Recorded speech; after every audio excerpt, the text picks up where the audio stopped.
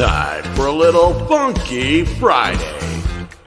From their funky hidden headquarters, your hosts, Keith and Gary.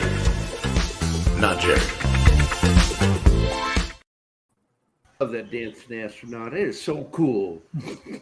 It is Friday. Thank God it's Friday.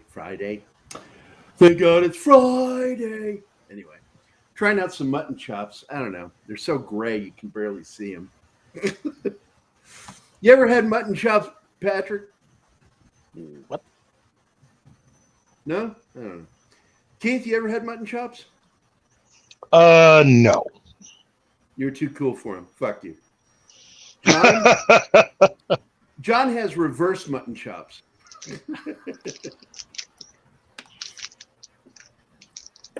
No? Have you never had mutton chops? Nope. Martine, have you ever had mutton chops? No. Stephen, mutton chops ever? Not that I recall. Patrick, can you hear me? You mean for sideburns? Or? Yeah, the sideburns, mutton chops. Oh, no. 38 years in law enforcement, never worked in narcotics. I've never worked in narcotics. Perfect answer. Those guys in narco, they're the ones with the mutton chops. Great answer. It is. Oh my God. It's Happy Friday. Despite some of the bad news we got this week, I'm still wanting to wish everybody a happy Friday. Who's all here right now? We got some of the crowd. Penny is here. Andy Morrow. Anna Confusa, love of my life, is here. Who else? Who else is here that hasn't been mentioned? Anybody? Fletcher Williams. I Suck at Games channel. Fletcher, what's up, buddy? He and I have been interacting a lot on Twitter. Let's see. Anybody else? Zach's, of course, got his membership thing. He's not here right now, but we want to thank Zach. He's a cool dude. He's a good friend to this channel and to me personally. I deeply appreciate having him in my life. Well, let's see. The bad news. Let's get out of the way. One, Alan Arkin died. Yeah. Alan Arkin, one of the greatest actors of all time. Not the, but one of. I consider him one of the single best, if greatest, comedic actors of his era. And amazingly, he is the co-star of my favorite buddy cop movie ever made, Freebie and the Bean. I know Chief knows that movie. Well, it's been a long time since I've seen that one. That is a great freaking movie. That is the father of buddy cop films. And it was one of the early real chase movies because Bullet kind of established how it was done. And then Gone in 60 Seconds did its thing. But it was Bullet that started it. And in as far as feature films go, next was Freebie and the Bean to do massive chase scenes. And it led to one of the single funniest moments in film history where they're arguing because they bicker like a married couple in the car. And Alan Arkin's character accidentally tears James Caan's jacket. And he goes, look what you did. And they're distracted, not paying attention to where they're driving. And then both of them like grab each other and scream instead of trying to steer the car. They just grab each other. Ah! And they go off the overpass into an apartment building right into the side of it. It's the craziest damn scene I've ever seen. It's like, what the hell? I don't want to describe it to you. It is just that scene alone is worth the ticket of admission in seeing that movie, Freebie and the Bean. And it's a movie that wouldn't get made today. It's too free verse with the internal racism, even though most of it's done as personal jabs at each other. It just would not be tolerated today, which we need to change that. Because, man, Mel Brooks said it best, man. It's like, that's humor. Humor is to make you take the ugly stuff and laugh at it. And it's great stuff. Did you like that movie, Patrick? I liked it. I don't remember completely, but I do want to talk a little bit about the dark humor stuff. I mean, in law enforcement, there's a lot of dark humor, but it Gallows is no humor. longer acceptable. I mean, not at all. I mean, and now with all the body cams, oh my gosh, so it's Yeah, you got to be careful. Anything yeah, you say you now. have to be very careful. Your private time is no longer a private time. It's everything. Everything is. I mean, I noticed that most law enforcement officers around the country still have the practice of so many seconds before the audio kicks in, and I think Yeah. that's a just in case thing. Well, no. What happens is most of them have it. It's already once you hit the button, it goes back 5 seconds. Oh, it does. Yes, so that the anticipation is you can't anticipate when you're going to have to hit the button. So when you do hit it, it actually it's already recorded. It pre-records stuff. So Because I noticed, like, I watch Donut Operator. He's like one of my favorite channels to watch. I like him. He's actually pretty. Oh, he's outstanding. Pretty His fair, yeah. breakdowns, because he's got both military and law enforcement SWAT background, and he really knows how to break those things down, and he really knows how to break down bad trigger discipline. Because he's good at that trigger discipline. But he is a great channel. The only channel better than his is on Tuesdays on Pop Culture Minefield. Morning Coffee with the Chief. That's the best law enforcement show right now, in my opinion. Humble. Well, hopefully, we're going to run a rerun on the 4th, right? Because I'm taking the. Yes, we are running a rerun, giving you the day off, sir. Okay, I appreciate that. Given that I'm retired and I don't get any pay, I think I had no idea. Oh, you said I retired. could take that day off myself, anyways. The other thing is we're going to do LA Confidential, and I need to tell you about this show the week after the 4th. I guess what would that be, the 11th? I have somebody whose father was on the original Hat Squad. I think I mentioned this before. His grandfather. You did. His grandfather. And then his dad was also LAPD, and his dad replaced him on the Hat Squad. And so they have 2 generations of cops who are on. And for those who don't know it, the Hat Squad is also referred to as the Gangster Squad. They would convince gangsters from New York and other places in extrajudicial ways Leave LA and not come back. And that's where they got the nickname for Mulholland Falls, because they'd take the gangsters and drop them down. Sorry. I need to show this. He confirmed that all this stuff is true. He's a former Long Beach cop. In fact, I told him I'm from Detroit, right, originally. And he goes, oh, my grandpa told me a story when the Purple Gang, this is this really notorious Jewish gang from Detroit, came to LA and tried to extort money, and him and his partner through that. And his partner was really big. And I'll just say the Purple Gang left with a bunch of bumps and bruises. So they got their extortion lumps, not money, and they left. Well, I know that. I just forgot his name. Bugsy Siegel left LA because he got too many threats and headed to Vegas, and still found a way to get himself murdered. Yeah. Well, I think money probably paved the way for him coming back.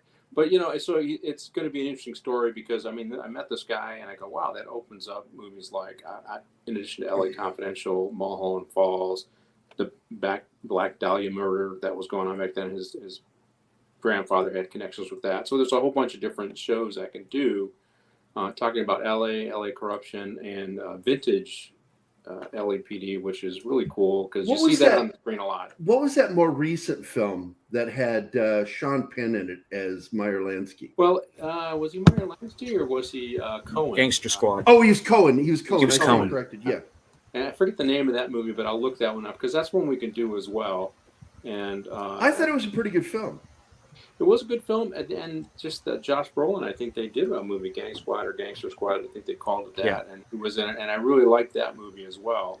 Yeah, the other film was Mulholland Falls with Nick Nolte, and my problem with that film, you and I talked about it the other day, was that they changed the focus to the atomic bomb and this weird murder plot. It's like, I wanted to see a Gangster Squad movie, and instead you get this film about something else, and it was disappointing. But great cast. Still, I do love the film. It's a period John piece. Malkovich is in that one. Yeah, Malkovich plays Oppenheimer, doesn't he? Yeah. Yes. Yeah. No. I think he plays a general that was. Was that it? Somebody plays Oppenheimer, and I can't remember who it is. But the other thing, I mean, we all know that a lot of the movies all have some kind of social commentary. Of course, the social commentary in that one is negative towards atomic nuclear weapons. But I do get to talk about. I look forward to that one because I was intrigued by in Detroit where I grew up. We had a thing called the Big Four. So it was big. When you first went along, I probably wouldn't have made a law enforcement. Only 5'11", but you had to be over 6 foot and whatever.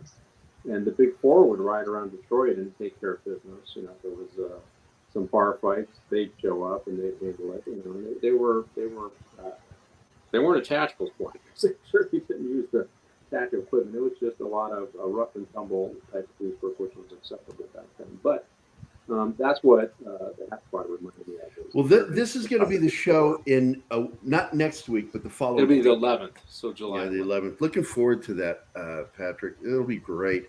For those of you not tuning in, you need to tune in, sub to the Chief, and watch his shows because they're entertaining, but they're also very engaging because you have great guests on. A lot of them are retired law enforcement, and absolutely, you found this niche of finding that line between entertainment and reality where that line blurs, and I like it. And education. I mean, you don't really hear the reality. Ooh, don't tell them you're making them smarter. Don't do that.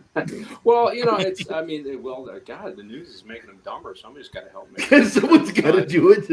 I mean, if you listen to the news, I mean, they seem to.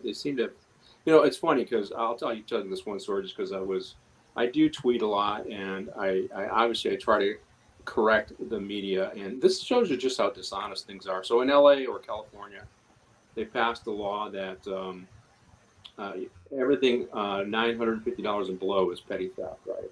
But in Texas and I think it was North Carolina, it's a higher level. It's like $1,400 or $1,200. And so the LA Times came out and said, we're tougher than Texas on petty theft. Well, what they didn't say, and this is where the dishonesty comes in, and this is why I like doing my show because I get to do things like this, is the editorial board clearly, research journalists, investigative journalists, and all this other stuff. All you have to do is go into Texas Penal Code and North Carolina Penal Code. It took me 5 minutes to find the sections that said, but if you've been convicted of a petty theft, the next one can be a felony, which in California they got rid of that. So you can steal them blind as long as it's under $950. But in Texas and North Carolina, like, hey, if you do it once and get caught, the second time around, you're getting charged with a felony. So who truly is tougher on petty thefts? Well, not California. So that's the dishonesty that like the LA Times presents, and that it gets presented in a lot of news outlets. And I go back, I do the research. I'll give you an example. So there's another example. I'll let you guys go have fun because I'm being way too serious. But there's this, the Bureau of Justice Statistics puts out how many police contacts they have every year. And the last one they did was 2020, 53 million contacts. And of the force used, only 2% resulted in any force. But even that is a lie because what they say is, well, we define force as any threat of force, or handcuffing is force. So you're thinking, oh my God, 2%. They knocked them down. They punched them. Some rapist gives up without fighting. Handcuff them. They call that force. Somebody's got a gun. You point your gun at him. Say, drop the gun or I'll shoot. He drops the gun. You don't shoot. That still counts as force. So when you look at that 2% or that 1.9%, that really is dishonest as well. And that's the kind of stuff that most people don't know and don't understand. They're presenting the data to draw a particular picture. And even with this expanded version of force, 2% of 53 million is actually a pretty small number, right? So that's maybe 2 out of 100. But then when you look at how they define force, you realize they've expanded the definition of force because most people that go to jail actually surrender without fighting. But as soon as you put handcuffs on them, oh, that's force. And of that, so we're talking about 1 million people that we use force on, right? 450,000 of them are are people who were arrested, meaning you put handcuffs on them, and most of those went along without a struggle. So when you look at these stats and you start breaking them down, and that's one of the reasons why I like doing the show, because when I can turn the rocks over on something like that and people can understand, people go, oh, I need, you know what I mean? I wish somebody had told me that, because I had this negative impression, but now that I hear this information, who should I believe, right? That kind of thing. Right. So, well, I appreciate you being here, Patrick. Look forward to seeing it. You have a good 4th of July. Be safe. Yeah, have a great 4th, you guys, and let you guys get back to the fun. I'll get out of here, guys. Take care. Thanks for dropping by, my friend. Take care, sir.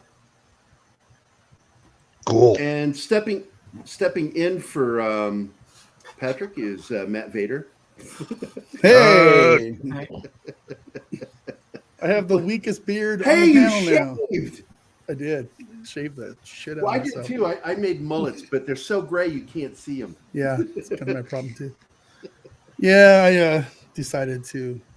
This is the first time I've seen it You on get camera. those pretty eyes, though. Look at those eyes. They're so sexy. Yeah. What's up, guys? How are Not we too doing? much, man. God, there's so much to go over. Oh, Jesus. I just watched. I woke up watched this morning. Doomcock and Cameron Pasha, Oh God. and then immediately went over and watched the brand new video by WDW. Yeah, Pro I just Valiant watched Renegade that. It's a good and one. Jonas. And it's Yeah. like, this is a lot to take in. Yeah. Nobody wants to put their neck out and confirm that she's been fired because it's too dangerous. I What we do know is that for certain, her email has been turned off. oh It good. stopped pinging. Kathleen wild. Kennedy. We also knew the same thing with what's her name that got fired. So you know Leslie how Headland. you Yeah, guys know Headland. how you plan these must- shows every day, right? So Kadish is on vacation right now, so it has fallen to me to plan tomorrow's show. So I don't know how to do this. It was like he went through this stuff. That you gotta do this, you gotta do that, you gotta do this, and we gotta find topics and all this kind of stuff. Talk to I'm Keith I'm right all here. ready to go. I got it all set up, and then this stuff starts happening, and I'm like, okay, well, I guess we probably should do this tomorrow instead of, it's just, I'm stressed out, man. I'm stressed out. I need a Don't gummy stress. bear or You've got something. I this. don't know what's Hang out going with on. us. You got this. But Yeah, you've look, got this. When Kadish isn't around, go to Keith. Keith will help you organize Yeah, things to talk about. He will. it's okay, man. It's okay. I just, it's a lot of work. I gain more respect for that guy every day, and I'm a lazy bastard, and I need to take some of this stuff off his plate. So it's fine. It's fine. My face is not naked, Anima. How dare you? There's fuzz on my face. Yes, his face is on a thong. Hey, I wanted to thank you, AF Watcher 88, for the $1.99 super sticker. Rumor, Brendan Fraser may be Pa Kid, That's cool. OGD I can see season that. DCU. Look, I am not going to get excited about a motherfucking thing that James Gunn is doing. I keep telling Keith, look, man, I know you've got a thing for him. I do not. I don't trust him. But I'm hopeful. He just casted a young version of Henry Cavill. That's all he did. The kid looks just like him. Just like him. It's wild. The same jaw and everything. It's crazy. But he does look the part, and I like what the kid said. Yeah. That the kid has always wanted to play Superman, and is looking forward to an opportunity to play a hopeful superhero. Then of course, one of our mutual friends, Matt, posted, something about it and said something about hopeful. I said, "Is that Hollywood hopeful or real world hopeful?" Good question. Good question. It's like, I'm not trying to make a dig at our friend. I'm just, because I agreed with him. I think it's great. But at the same time, I don't trust Hollywood. I don't trust Star Wars. I don't trust Lucasfilm anywhere. I watched Indiana Jones last night. Alex and I are going Monday. We're going Monday night. So I got to I can't stay away from spoilers. I can't. I don't even care that much. Because, but I do have to go see it so I can at least have some context to it. I really did not want to give them my dollars this weekend. I like to give, movies I don't like on the second weekend, so I'm not a stat for the first weekend. It's usually a good idea to go for the third to fourth week. Yeah. Because last night I can't remember who it was. It might have been Valiant. One of them said incorrectly that they get 50% up front. I say when it comes to Disney Lucasfilm, that's not true. They get pennies to the dollar early on.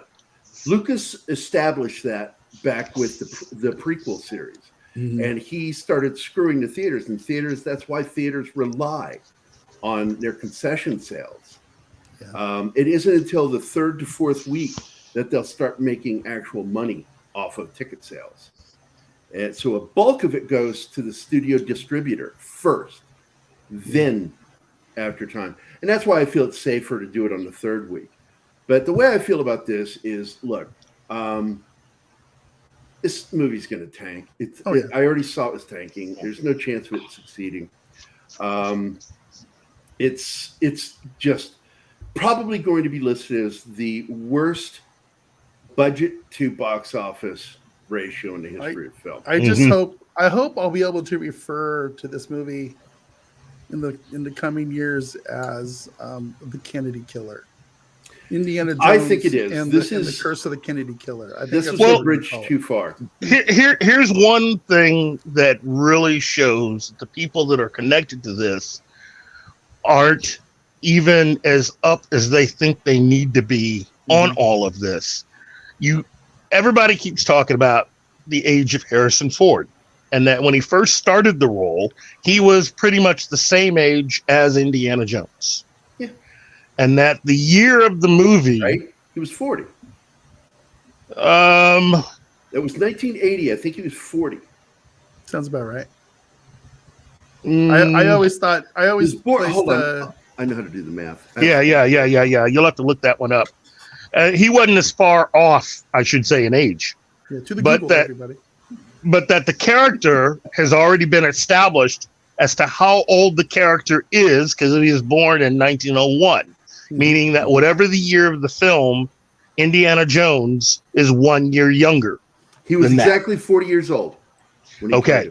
So he was 5 years older than the character when he started playing.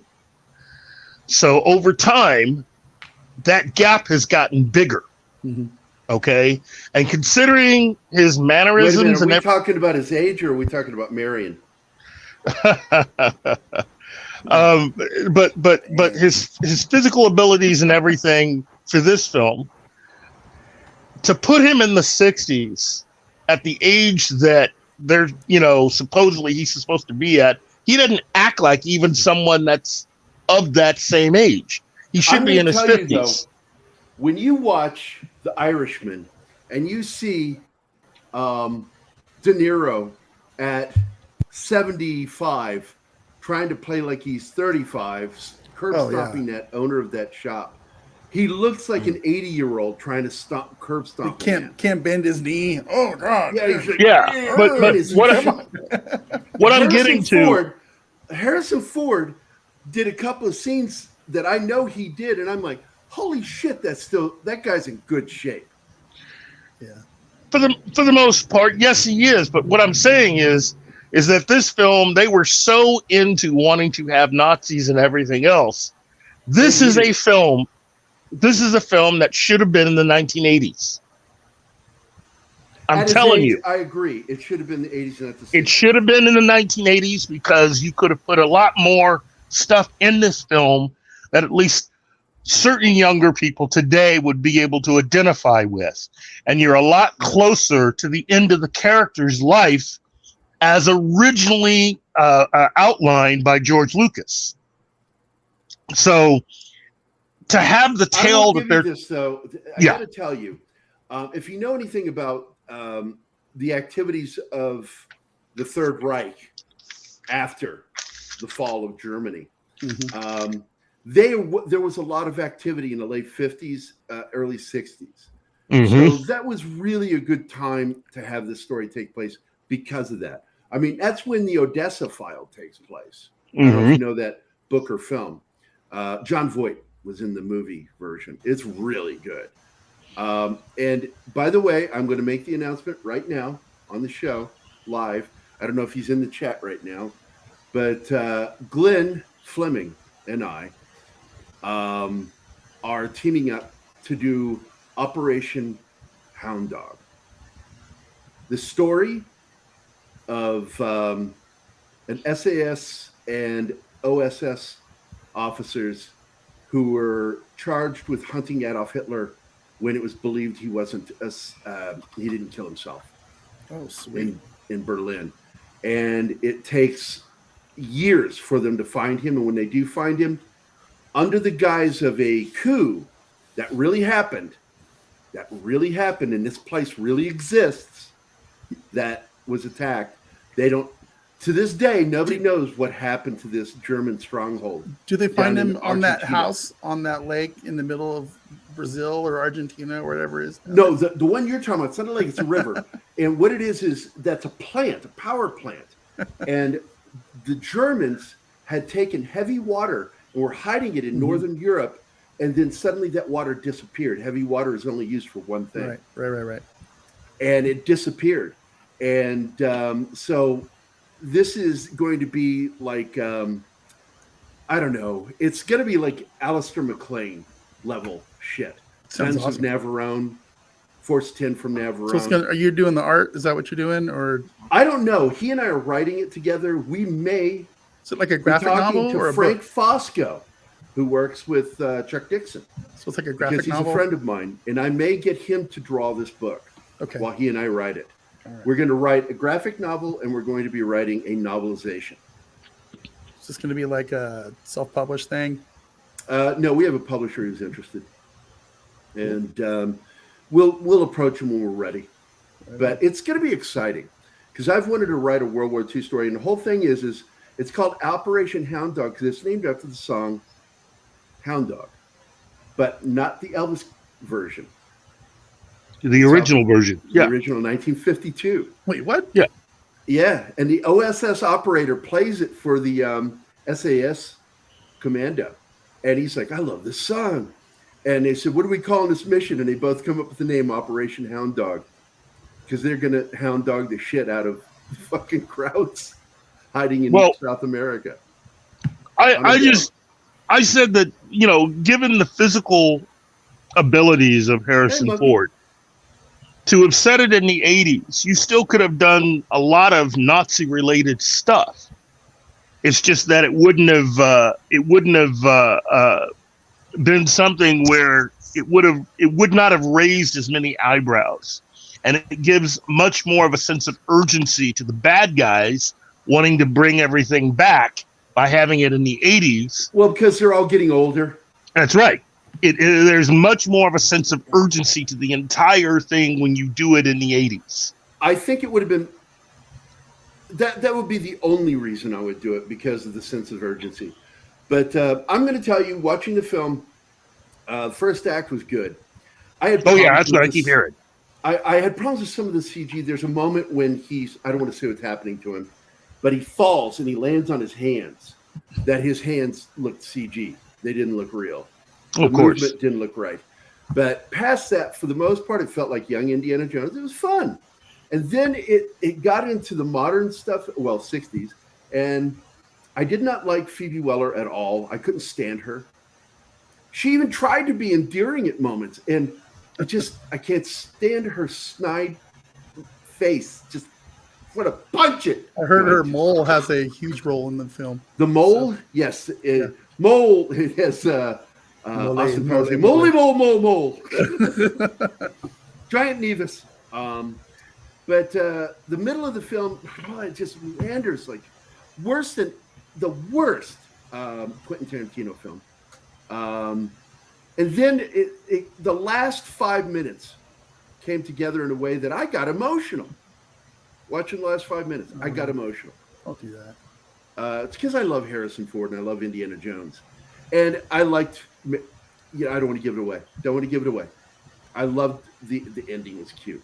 But I'm like, is it a good sequel? No, it's terrible. It's not a deserving sequel. They should have ended this series with a trilogy. Last Crusade was the last good Indiana Jones film that was done with a story. You need stories. Yep. And there's no story here. There's no story in the last one. Nope.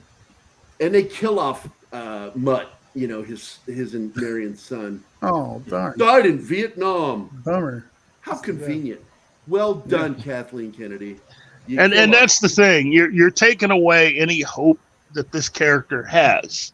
You're taking away his family, even though, and ironically, that goes against the history of the character as established by George Lucas. Yep.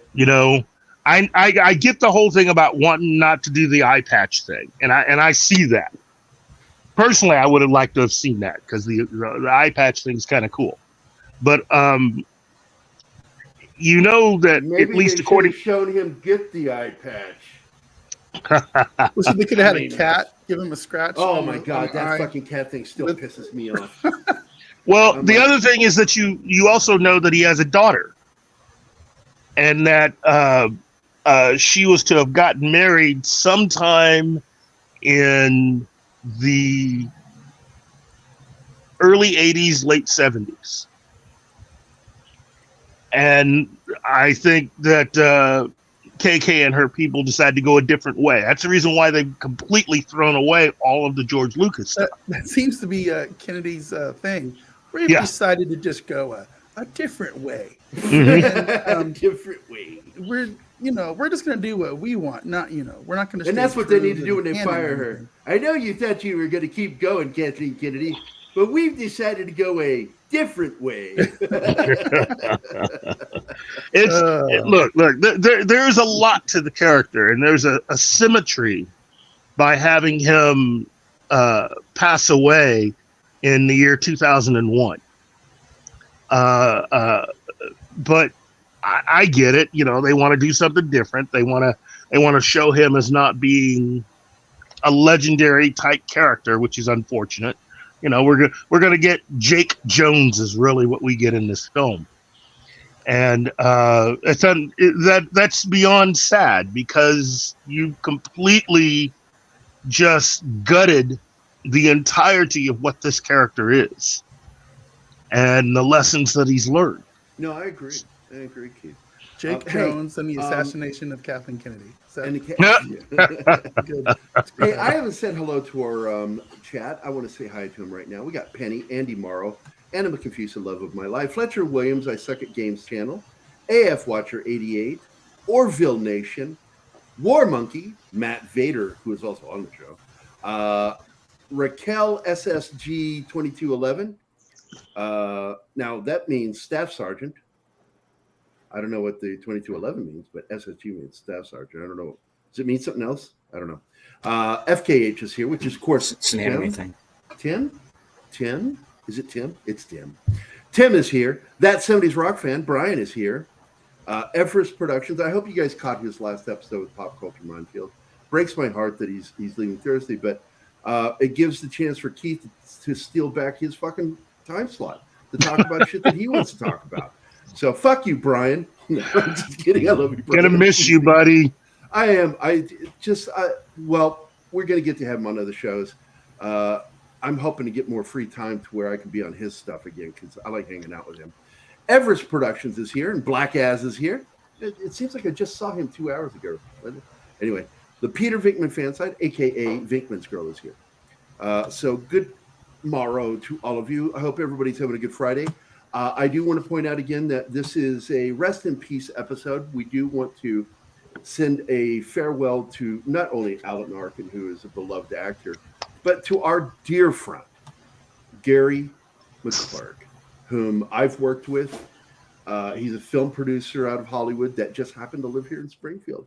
Was good friends with Keith, me, all of us. Any creative in this town is friends with Gary. And Gary was one of the funniest dudes. And there's this time, Matt, I got to tell you about. We're at Panera Bread, and we're having this meeting, and he got talking about somebody that we both hate in this town. We just can't stand this guy.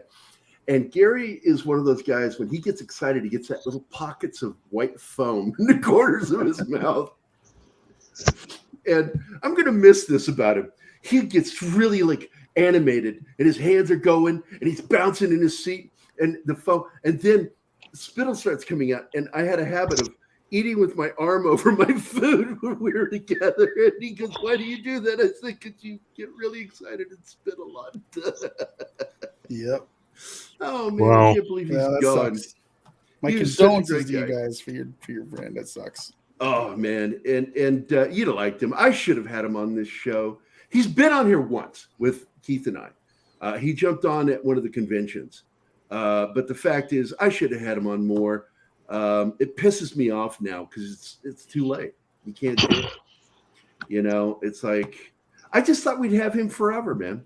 He was in great shape. Well, that's the way life is, though, Gary. I mean, we all really do think that we have a lot more time than we do.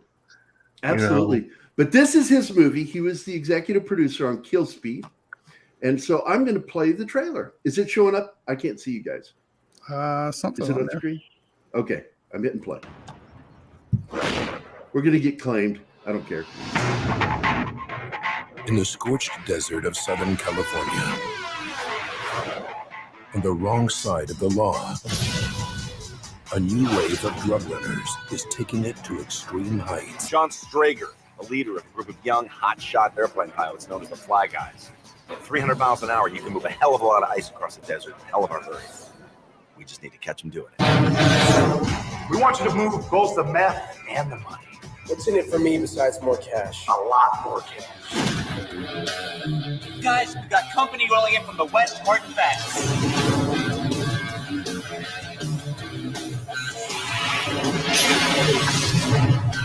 I want Strager and the rest of his punk pilots in handcuffs by sundown. You do what you got to do to get him back. You got my friend killed. Running drugs made it happen.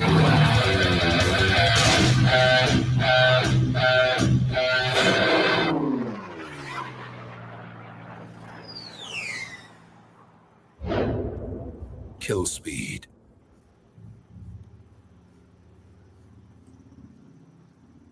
That was our buddy produced that. That's cool. And Goldberg. Nice. It's actually got a good cast. And it's a good film. It's not great. It's just good. It's fun. A lot of good action in it. I mean, it's got like 3 actors in it that I like. So I'm like, holy shit. Yeah, I'll watch it. And he had some other stuff he was working on. In fact, his film he was just prepping for. I don't know if it'll ever get made. But Mac and I co-wrote a script with him called Fangs. And I spoke with his nephew, and he's getting with the sisters, the aunts, and they're going to try to get that script back for me, and I'm going to pitch it out there, see if we can get it made. It's a horror comedy with werewolves. And the comedy in it is pretty whack. Rednecks fighting werewolves. Can't get much better than that. Yeah, I can't foresee anything going wrong with that one. No. Amish versus vampires. Bruce Campbell was actually talking to him at the time. And things fell through, not because of money, but because of a certain person that we don't want to talk about publicly, who spoiled everything. An effects person we knew. And he was a dick. And I still can't stand it. Fuck it. Ooh. He knows who I'm talking about. I said Amish versus vampires would be a interesting movie. Yeah, chase scene would be incredible with the wagons. Oh yeah. But goodbye, Gary. Go ahead. I was just gonna say goodbye, Gary. We're gonna miss you. Alan Arkin passed away, of course, and huge loss. But let's get into some other subjects. One of them being, look, again, WDW Pro and Valiant Renegade were talking about this, and I'm befuddled by this statement. And it is confusing. I talked to Tom about it, Tom Connors. Mm-hmm. He can't understand it either. How can you put a gag order on Ryan Reynolds' right to improvise comedy? That's his one superpower. And you're telling me that in Deadpool 3, he's not allowed to improvise because of the screen actors or screenwriters strike. Yeah, you'd think they would just. What's it got to do with screenwriting? Improvisation has nothing to do with screenwriting at all. Yeah, I don't know how all that dictating works. this. It's very strange. I don't get it, because you go back to 2007. Remember when the strike hit television, and all the late night hosts weren't able to do shows. Remember, except for one, Craig Ferguson. Why? Because he improvised every episode. Because you're not breaching a line. You're not stepping over that line. You're not being a scab. Not doing anything to the union. So how is this an infringement? And why is anybody getting that over Ryan Reynolds, the king of improv? This is insane. Yeah. How can you have Deadpool without improv? Well, you got to shoot the script. This is insanity. I'm saying either somebody's lying. So is it because the script was written and approved before the strike, so they have to stick with the script? Yes. They can't veer from the script at all, or else they get in That's trouble? the part that's ridiculous, because that's insane. Improv is not an infringement on the writing. You're not stepping in as a writer. He's improvising. It's different. I don't know who's in charge of this and how this happened, but people should be in the streets rioting over that. That's insane. Having Ryan Reynolds not be able to improvise. Considering how important this film is and is going to be to the MCU and Marvel Studios. Originally, this film was to have come out in November of next year. Okay? Meaning that with all of the problems between now and the end of the year, it's pretty safe to say that Disney's probably not going to have any more films that are in danger of actually making any money. And it was looking like for a majority of 2024, that was also going to continue to be the problem. So the other day when they started moving stuff all around, they took Deadpool 3 from November and booted it up to make it one of the first films of next year. Yep. Okay. This is out of pure necessity, though. Yes, they want to make money. You cannot have all this stuff and not make any money. And this is probably the biggest thing they've got. Everybody you know is probably looking forward to this movie in one shape or form, because it's Ryan Reynolds. Yep. And you're going to have Deadpool. Hugh Jackman's back. With Hugh Jackman's Wolverine. And then, more information comes out, and you're looking at least 3 members of the cast of the Fox X-Men will be joining Hugh Jackman in this movie. So really, this is shaping up to be something kind of cool. But now you're hamstrung by the fact that you have a writer's strike going on. And again, Kevin Feige has proven that he likes scrapbooking. Well, you're not going to be doing any of that shooting this movie. If they don't let him improvise his lines, it's just not going to come off as good. This is what I said in the thumbnail. I'll say it now. This is Marvel shooting itself in its foot. Yeah. Several times. And again and again. Exactly. Because I feel like they might be kind of hamstring, though. If there's like legalese stuff written into these contracts. I'm like I said, I don't know how these things work, so I can't really comment on it. It just seems like they're really hamstringing themselves. It's almost to the point where, like, I would almost want to delay the movie until they get everything worked out before they do that, because you cannot have Deadpool without Ryan Reynolds being Deadpool. He is Deadpool. He has the attitude and he just the way he comes up with this stuff on the fly is what Deadpool is all about. Even in the comic books. Well, I know Ryan Reynolds wasn't around for the comic books. It was like they made the character for him, it's always been that way. So hamstringing him, it's not going to be good. It's not going to be good. It's also, you got to look at all the other movies that are coming. Yeah. You have Captain America 4, which, again, Harrison Ford, I love the dude, but is anybody here really excited to see him in Captain America 4? Nope. I mean, is there anything about that movie that has everybody just going, I cannot wait till that film comes out? Do not care. Yeah, I didn't even know there was a Captain America 4. There is a possibility of Red Hulk, so there is that. Yeah, but I mean, again, it's like with Chris Evans or what? No. Anthony Mackie. Anthony Mackie is playing Captain Falcon? America. He's not. Yeah. I'm done. It's ridiculous. It's not Captain America. I gotta It's go, silly. guys. I gotta bail out here. I gotta go to work. So I'm gonna say Falcon sucks. That television show sucked. And I'm just gonna get out of here. Yeah, Falcon and the Snowman. Yeah. So okay, Matt. I'll see you later, guys. buddy. Thanks for dropping by. Bye, Matt. Bye. Tell Anima my beard will grow back. You know, She knows. Just she for understands. Her. Just for her. It's my summer cut. I had to do something different. So Roger that. In Vegas, I get it. Peace out. All right, guys. buddy. Have a good day at work. All right. So Mexican Iron Man with a $5 super chat. 85 was a travesty. Not saying I got Wakanda or He-Man rant level mad, but pretty dang close. Shout out to the panel and VIP Vader for the SMP. Absolutely. And you're welcome on here right now if you want to rant about it. Yeah. I'll send you an invite. Well, let me conclude by saying this. Everybody knows how I felt. I was one of the first people to point out that the entire Berlanti verse, as far as I was concerned personally, was a complete bust.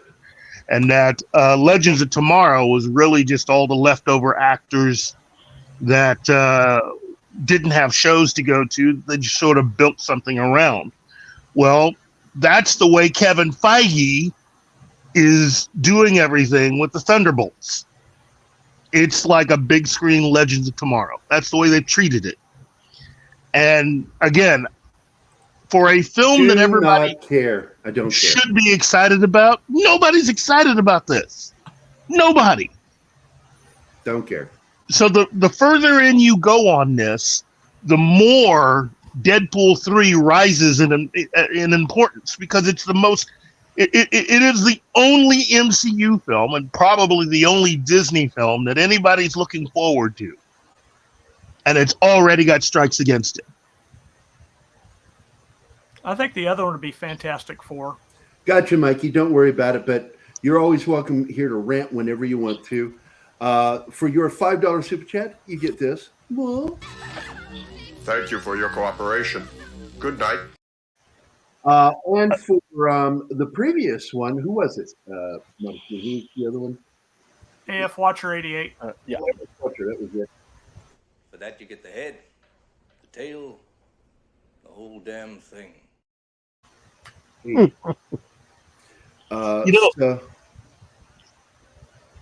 ahead. No, I was gonna because we're coming towards the middle of the show. I just felt like playing this because it's funny.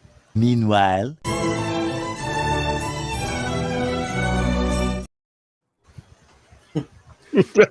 we're sojourning. Hey, good movie. But hey, by the way, Keith, are you very good at fighting? At whating again? Are you good at fighting? Here you go. This is what I think you fight like. There's a camera on my back. Wow, thanks, dude. Wow. Any way to squeeze us in? They make me giggle. You know what, John? One would think that Fantastic Four's and the announcement of a Fantastic Four movie would have people excited, but given what we have seen from Kevin Feige and all those under him, I am not excited at all for anything they may attempt to do with Fantastic Four. I want to reiterate this, Keith. Do not care. In fact, after the announcement from James Gunn, I think more people are more excited about what James Gunn has ahead of him in the immediate future than for anything they have planned to come out for the MCU or any Disney related thing in for the rest of this year and for all of 2024. Yeah. So that segues in. I agree. Well, look, it's very simple. Kevin Feige outlived his usefulness. He's lost his mojo. I don't think he can get it back. I got to be honest. I really have zero faith in him getting it back. It was almost like a fluke that it worked at all. Well, it's all the creative people that he had around him. The whole thing with the success of the MCU, was that it was a balance between a producer that at least was smart enough to know that you have all this talent who can come in and make these movies, and all of them just happen to have been fans of the source material. With the Russo brothers leaving, the minute they left, it was gone. Yeah, because he kept going after people who were not fans of the source material.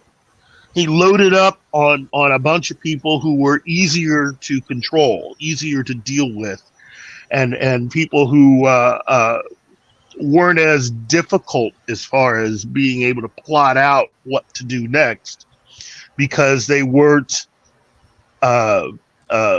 inhibited by what they thought of the source material, having grown up with it and all of that. I kind of see that up to a certain point.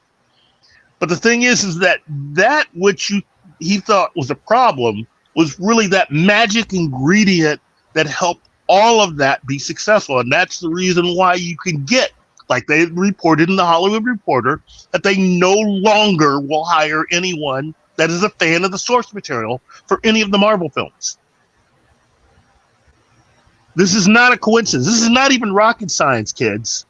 You need comic book readers and fans that happen to be professionals in the industry to make this stuff with Kevin Feige. That's the way that works. It's not that hard. It's a simple formula. And Kevin Feige, for whatever reason, isn't going to follow it anymore. And this is the reason why Bob that video you sent me, because I wanted to play that video of that dude, the director from Secret Invasions, being, basically saying, not using source material to take a more fresh look at these characters and focus on the characters from the movies. Yeah. And, go that direction with them and don't pay attention to the comics. And it's like, that is why you fail. Every single time. This is what killed Fox's X-Men franchise. Because you started to get people in there that just didn't care. And the one director that everybody liked a lot, because he, quote unquote, did a really good job with X-Men First Class, is one of the worst people to have ever had that job as far as being able to follow comics, and also was a massive troll to the fans. He really was like, he was very much someone that just, he did not appreciate any of the fans who had a contrarian view of some of the things that were in the films. And that's the real reason why he never was allowed to do anything for DC, because he was kind of toxic at that point.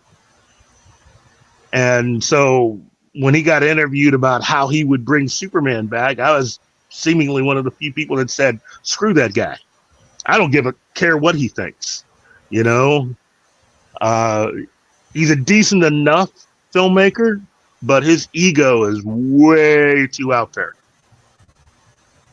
And in many respects, he's about as bad, if not slightly worse than Rian Johnson. I don't think that's possible. I just trust me. He was that bad. I've told you 1 billion, maybe 1.5 billion times to not exaggerate. It's hard for me to believe that Matthew Vaughn is actually worse than Ruin Johnson. No, I wouldn't go that far. Here you go. Here's that video. Took on this job as director. I didn't write the script, so a lot of those decisions were made by Kyle Bradstreet and the other team of writers that we had. The first thing I was told is don't read the comics. had nothing to do with what we're trying to do here. I think this story was really born out of the electricity created between Sam Jackson and Ben Mendelsohn, or Nick Fury and Talos in Captain Marvel. There you go. Again, this is one of the reasons why X-Men, the first X-Men film, why Hugh Jackman became a breakout star, because he was the only member of the cast that broke the rule about not reading the comics. That's the same rule they had for Fox. So now you've got them implementing that rule now, starting with Phase 4. And who was it? One of the people that slipped Hugh Jackman the comics? Kevin Feige, of course. And now Kevin Feige's in charge and allowing that rule. Yeah. Think about it. He's lost his mojo, man. Any mojo he had is gone. When he let the Russos go, it all ended. It's been crap since. Well, the Russos had to go because they were stopping Kevin from killing the rest of the original Avengers, which was Kevin's plan. He wasn't just gonna kill off Tony. He was gonna kill Captain America, Hulk, Hawkeye. He was gonna let the rest of them die too. Because he wanted to get away from paying that percentage. That's right. He wanted, everybody that still had contracts, he wanted to get them out of their contracts. Offload them. Yeah. But anyway, we've got to run real quick to our commercial. We will be right back. Let's get into that. No commercial there. So let me go back and play this. Hi guys, this is Gary from Pop Culture Minefield here on KGRA, and we're leaving for our first break. I hope we survive. Did you know 75% of Americans are chronically dehydrated? If you struggle with focus, run low on energy, or when it's time to finally sleep, you simply can't, this can all be linked to dehydration, and Fuel Up has the answer. Our proprietary formula contains the finest cellular hydration with the strongest immune-enhancing natural ingredients. The Fuel Up system is made up of 3 different incredibly tasting varieties. Wake kickstarts your day with a jolt of caffeine. Play boosts focus while hydrating your cells. Rest not only helps you relax, but also rejuvenates your cells while you sleep. Here's what our clients have to say. I really don't miss my coffee, and you can tell the difference. So I'm going to take it for the energy. I'm going to take it for the play. I'm going to take it, all day. And it works. That's the thing. It works. We love it. Take the Fuel Up Challenge now, where we offer a Feel the Difference money-back guarantee. Fuel Up for life.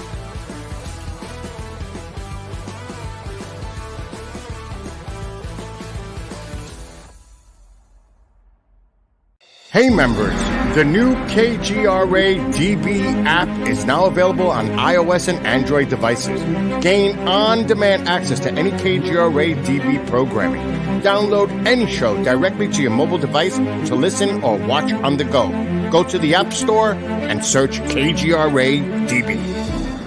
Oh wow, we survived! Welcome back to the commercial break. Now for some more Pop Culture Minefield on KGRA. So we're back. Okay. It's a good cop, mentally handicapped cop. Okay. It's a Family Guy gag. I don't know if anybody remembers that.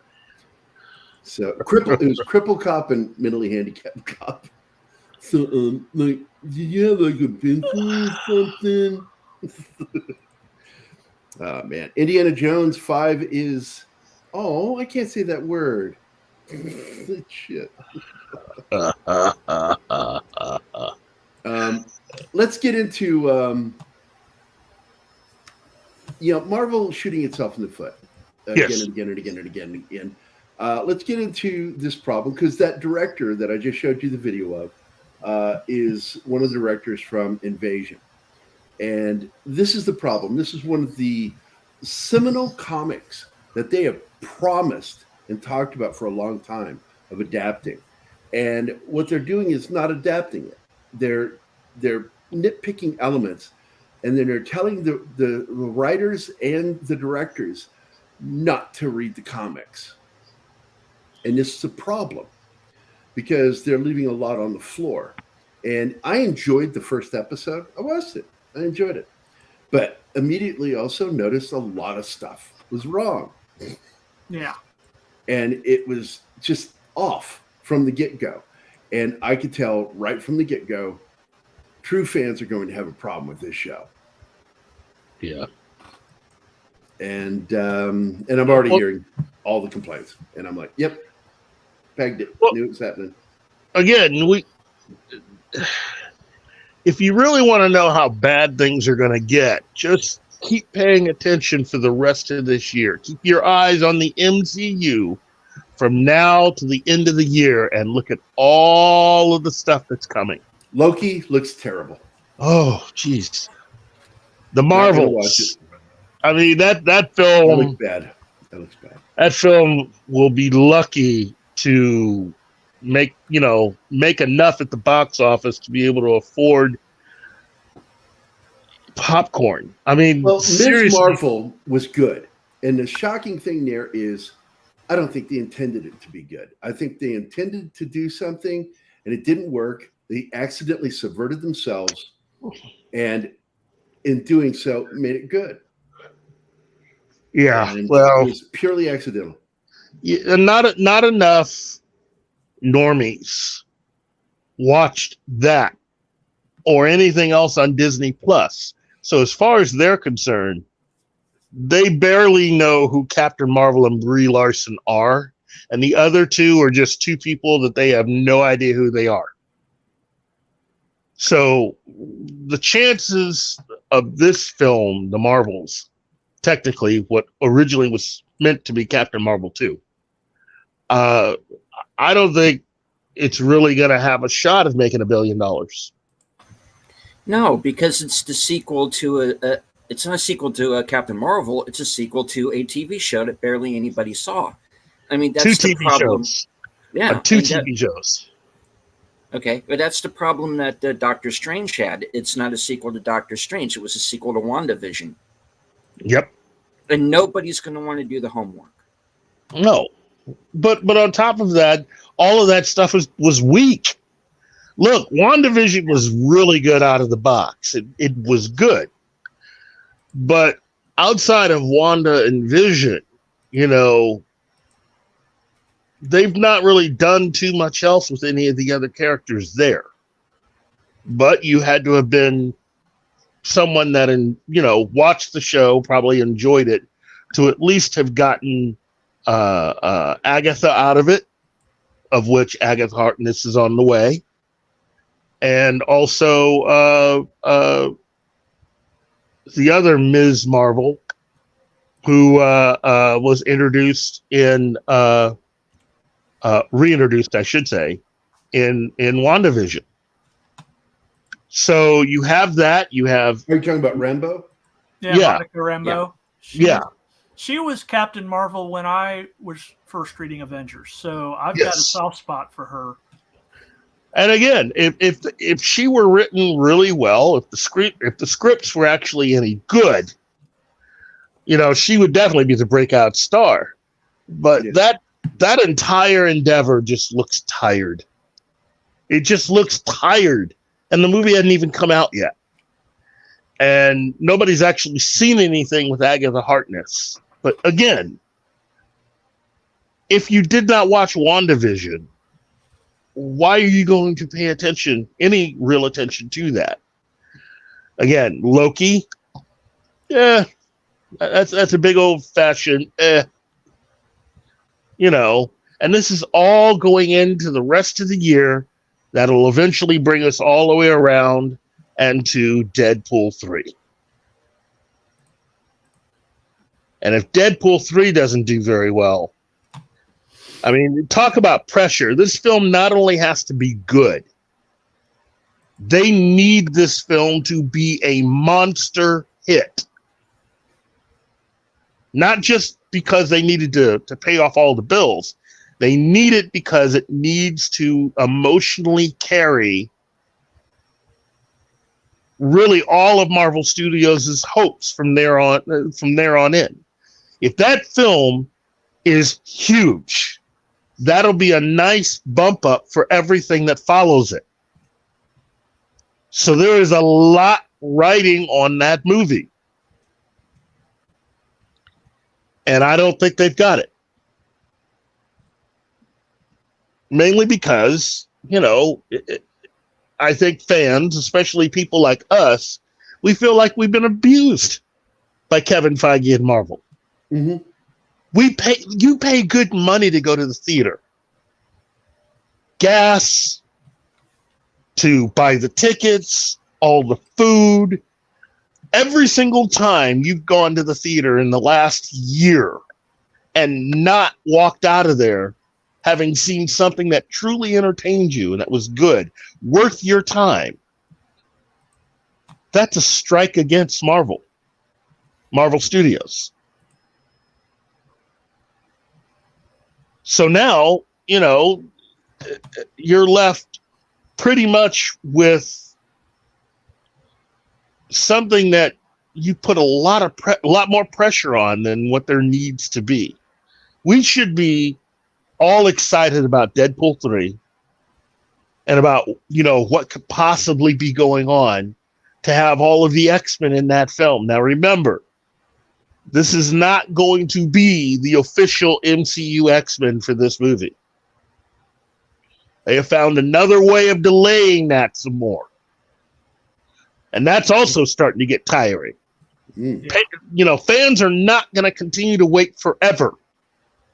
And this whole dragging your feet on trying to get this stuff out there. I can't think of anything else that screams emergency right now, all hands on deck, than the box office. Because Marvel really hasn't made that much money off of anything since the beginning of Phase 4. Nope. The only movie that's made money was made by Sony. Yeah. So, this is what Bob Chapek was trying to do. Bob Chapek was wanting to spend time and hoping to guide Marvel back to the light, back to being profitable. He had given up on Kathleen Kennedy and Lucasfilm. He was just going to let them fall. So what's going on this weekend with Indiana Jones, that was always going to happen. If Chapek had stayed, this was always going to happen. The difference is what would have happened with all of the Marvel films. And Chapek would have found a way of helping Kevin Feige figure out what to do. And as of right now, there's nobody doing anything besides Kevin Feige and whatever other jobs he thinks are more important than running Marvel Studios. I mean, seriously, are the comics important? No. And it doesn't seem like there's anybody in charge of the Disney Plus stuff.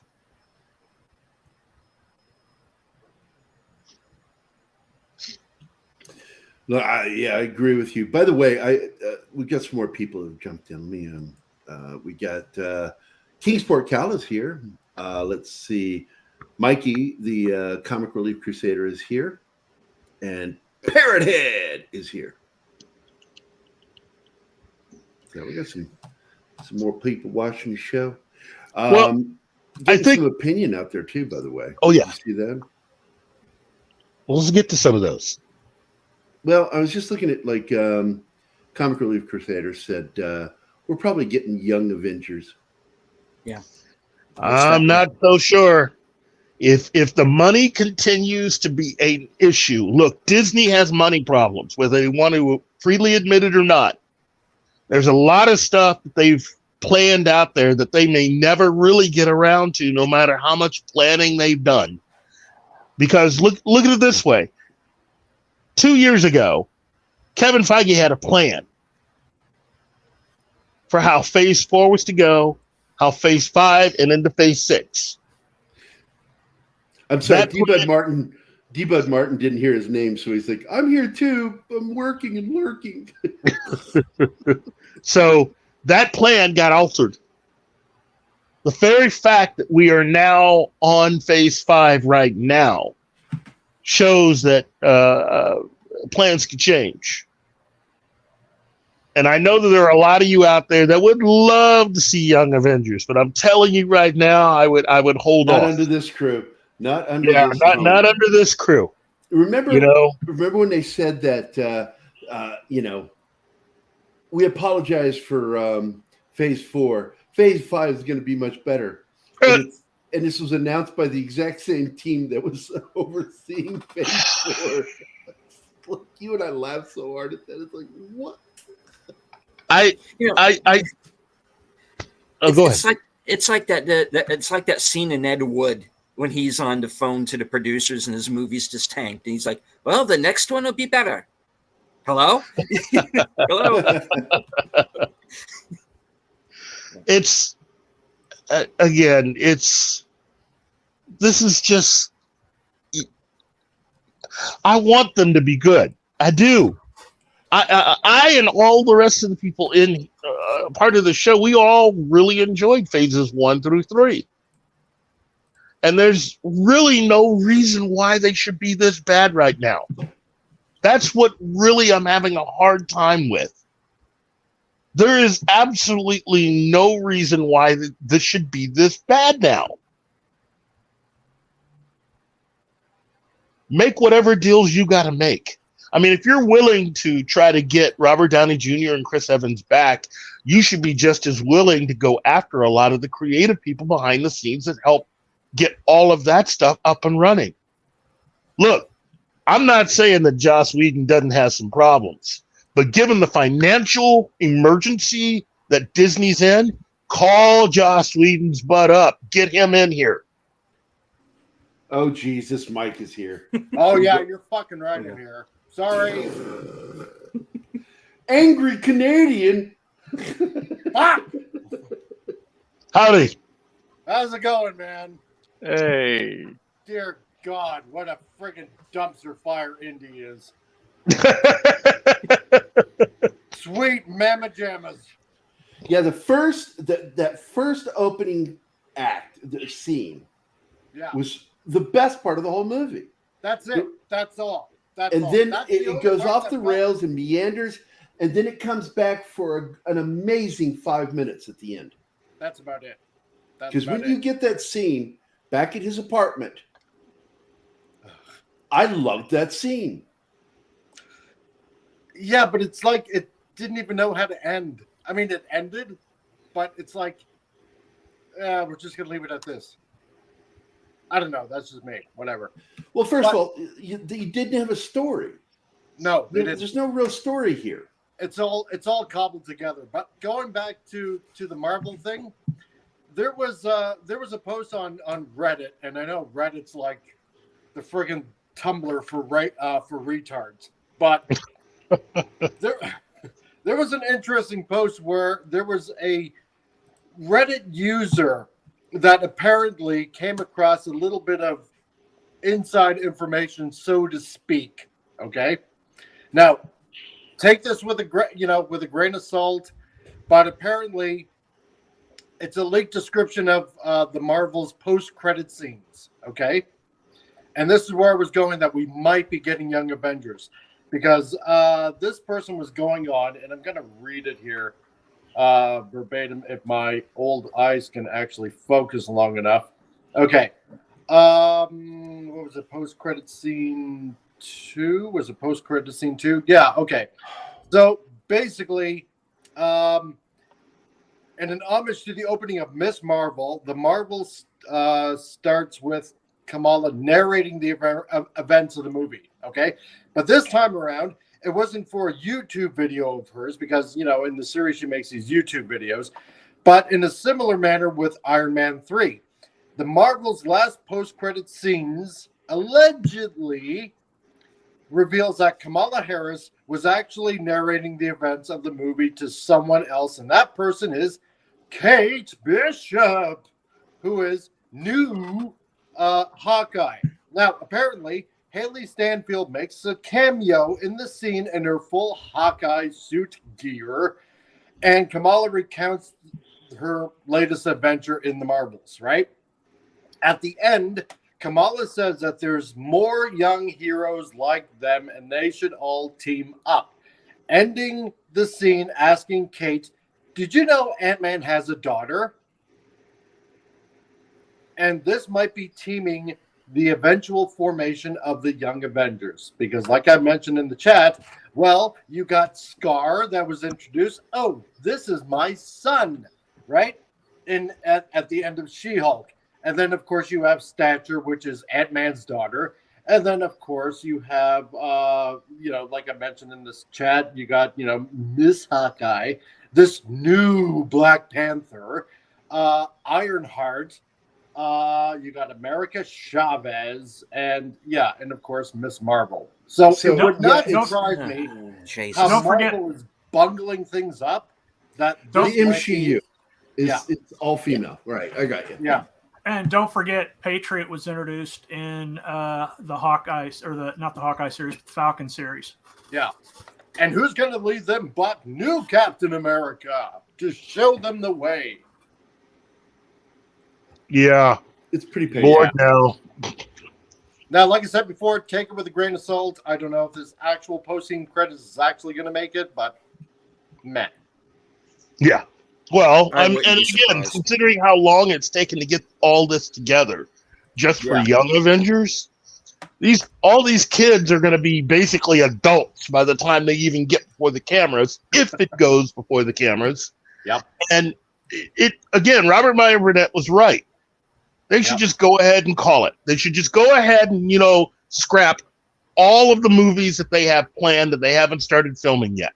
Once the writer's strike is over, do Secret Wars, wrap it all up, close the whole thing down, wait about 4 or 5 years, and just start again. Yep. And it looks like Loki season 2 is going to tie in with Deadpool 3. And basically, Kevin Feige pulls a Sam Elliott from 1883. Yeah, because it's reported that what's his face, that plays the agent alongside Loki there in the Owen Wilson. Owen Wilson. Yeah, and apparently Miss Minutes is going to be showing up in Deadpool 3. Wow.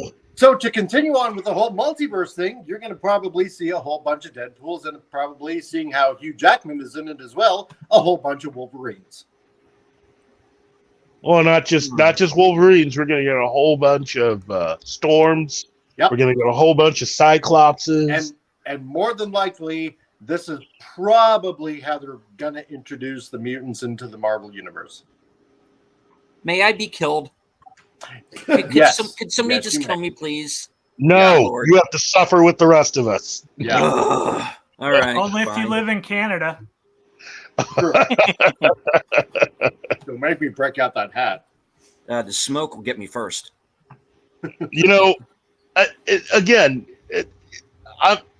Given how much money has already been wasted, truly wasted, I just think R&B's emergency procedure plan is the best way to go. It'll save money.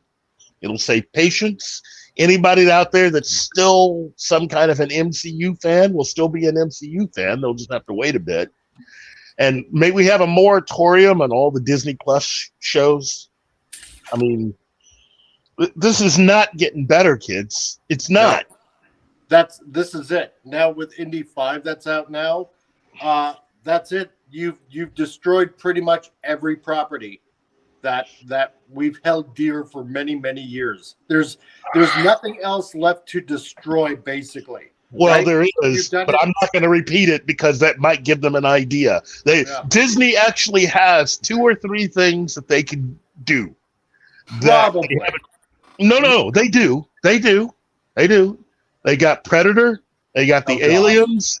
They have Buffy. They have all of the Joss Whedon stuff. So they got the Buffyverse. Yeah. Well, speaking of Joss Whedon, we've already heard that they've greenlit a reboot of Firefly.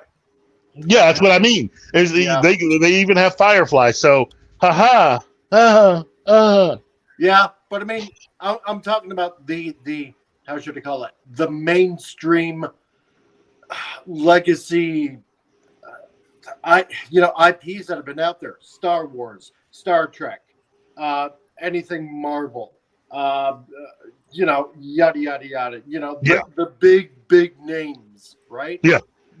That's it. You pretty much destroyed it all. Now it's time to work on the littler things. If they were smart, they'd bring back Song of the South. That'll really make a lot of money. Bring back Blazing Saddles. Oh, it's funny. Looper, or whatever that channel is, they were calling it like a racist film, and I put that in the comments. I'm like, have you ever even seen the movie? How the fuck do you know? Oh, somebody else told you. That's the thing is, they're going off of what other people are saying, and they're listening to people who don't watch this stuff. Yep. Yeah, it's like the prisoners have taken over the asylum. It's happened long ago. I had a lady that came in yesterday, and she came in with like 2 big boxes full of like old Disney movies and stuff like that. And she and her Thank husband, God, I was afraid you were going to say armpit hair. Maybe. I didn't look. But her and her husband have stock in Disney. And I said, so have you checked out a lot of the new Disney live action movies that come out? And she's like, they're crap. They're selling their stock. They've had enough with Disney, and they brought in all their old Disney video cassettes and stuff like that to preserve them to show to their granddaughters, because they won't show them the new stuff. That's it. Forget it. Done. Disney is beyond tanking at this point. $88 a share? Come on. If they would just institute a moratorium on spending over $100 million for any upcoming films, and just go, just do what Todd Phillips did with Joker, and just institute, let's start making some films that are 50 million, 60, 70 million, something that you'd have at least a shot of making some money on. I think this is the problem, though. Because what was the last big writer strike? That was like around 2009? 2007. Yeah. 07. So, what did Hollywood do? Well, basically, they wanted to get in writers that, wanted a job and worked for cheap. And then this is the mess that we're now in. We're getting crappy writing in every property that we're seeing out there now. Now we have another writer's strike. It's like, okay, who can we get to write to us that's probably going to write cheaper than the current guys right now? And it's just probably going to get worse and worse and worse. But that's going cheaper is the problem. Robert Meyer Burnett said that one of the ways that they could really solve a lot of these problems is go ahead and turn around and actually front load the payments to all the writers. Just pay them a big, solid amount, but get rid of the whole residual thing. But they don't want to, because they don't. Already losing so much money. They're trying to hang on to whatever dollars they have left. They're not willing to pay out now because they're losing so much. So they're in a catch-22, right? Do we dare spend money on quality actors and quality writers in the hopes that maybe it might make us money? Or is our name so damaged right now that we're probably not going to turn a profit as it is anyway, even if we do hire quality artists and writers? There is something, if they're really going to continue down this road that they started with Robin Williams' Flubber in remaking older properties that they already own. Yeah. Why not just go with a Disney Plus science fiction horror series that you could do for 8 episodes, maybe even 10 episodes, and just remake The Black Hole? Yeah. Make it very atmospheric. You bring in some a director that knows how to do solid horror. I'd watch that. Yeah, and you do a solid space science fiction horror film. Yeah. and you do that for about 8 to 10 episodes, and then here's the twist: instead of putting it on Disney Plus, you put it on Amazon or you put it on Netflix. It might work. I don't know. Is anybody going to watch at that point? Knowing that. Hey, here's the thing. A lot of people probably aren't going to, because they're just going to assume, well, you know what? Everything else is tanked. Everything else is crap. Why should I even bother watching this at this point? Well, that's the reason why you don't put it on Disney Plus. You put it on another service. Like Amazon would really advertise that. Look, they have more money than just about anybody else, so they would advertise the heck out of that. If you play down the fact that it's Disney and play up the fact that it's a science fiction horror film, horror miniseries, I think you get a lot more people, because trying to stuff something into 2 hours. I think the black hole's not even 2 hours. I think it's less than 2 hours. If you just had it be something over the course of 8 to 10 episodes and really just dive deep into the characters and the atmosphere, and find someone who is really good at set design to design a new version of the Nostromo that oh God, that would be so much. See, I've talked myself right into that now. But I mean, that's just one of the properties they own. I mean, again, I would like to see them take a shot at doing a John Carter series. Because all the books and everything, they still have the rights to it. You could do what they did with Reacher and have each book be a full season of the show. And if you put it on Disney Plus, then it's what? I'd make it an 8 episode a season. So that way, go ahead. I'll say I'm pretty sure that that John Carter's in public domain now. Oh yeah. But I wouldn't mention that too much, because given the way some of these writers are, they would use that as a way of just, going off book, off script. We don't need any more of that. What we need are people that are actually going to pay attention to the source material and actually make something exciting.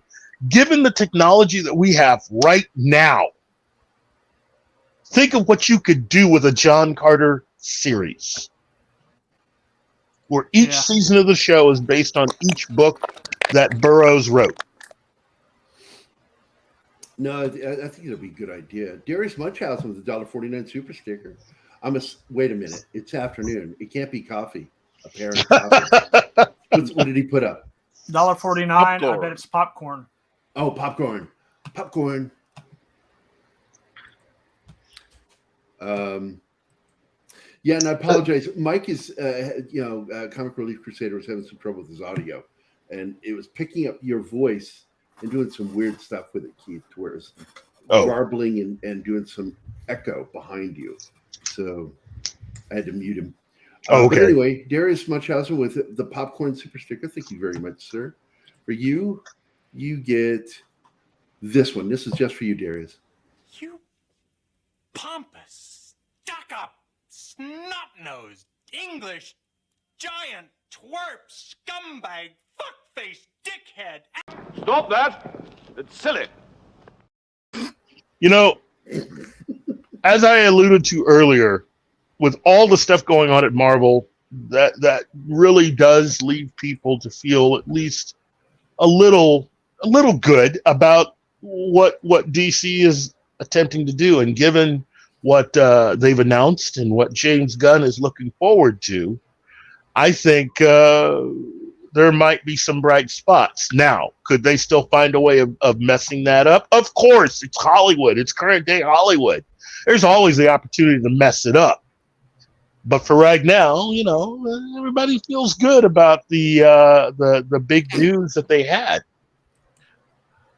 I'm sorry, this just cracked me up. If history is any guide, Disney's Black Hole would star Liam Neeson as the plucky young hero, and Meryl Streep is Julia Roberts. The TGI Vincent. Shoot it! Funny. I'm in. I am a big fan of Black Hole. I thought it was a good film. I bet you are. I was going to suggest the Black Cauldron because I'm a big fan of that, but I think I'm Right. the only one here.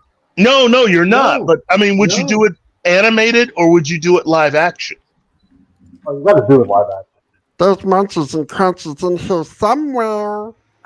I'm Gertie. No, I'm a big fan of that movie. Are you kidding me? I would do it live action, but I'd do it as a series. Yeah, I agree with you.